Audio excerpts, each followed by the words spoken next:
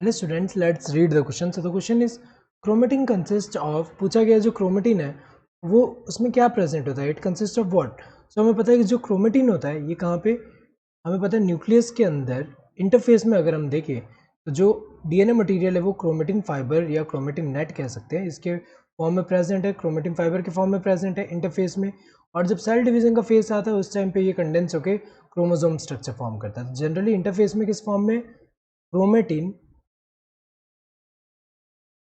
Chromatin net के form में और क्रोमेटिन फाइबर कह सकते हैं। तो ये जो क्रोमेटिन नेट है ये जो होता है ये क्या होता है, ये loose and indistinct network of nucleoprotein fibres होगा, इसी को हम क्या बोलते हैं, क्रोमेटिन बोल रहे हैं।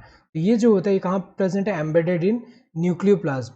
तो अगर हम देखें जो यहाँ पे न्यूक्लियस के अंदर जो अंदर यहाँ पे है वहाँ पे ये एम्बेडेड है। और जो ये किससे बना होता है, it is mainly formed of DNA and histone protein. So mainly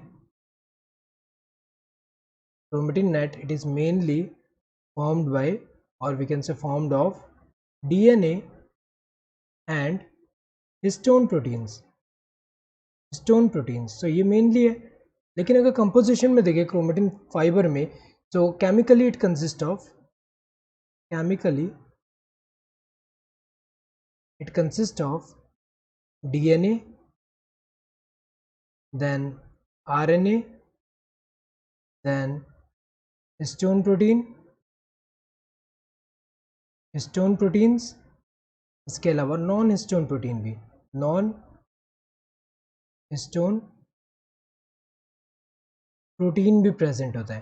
तो अगर देखा जाए यहाँ पे तो यही पूछा गया है कि कंसिस्ट ऑफ किससे बना, सिर्फ डीएनए से तो नहीं बना है, डीएनए हिस्टोन तो दिया है लेकिन इसके अलावा अगर हम देखें तो ये जो है यहाँ क्रोमेटिन किससे बना होता है केमिकली, अगर हम देखें DNA, RNA, histones and non histone ये सब प्रेजेंट है इसके अंदर।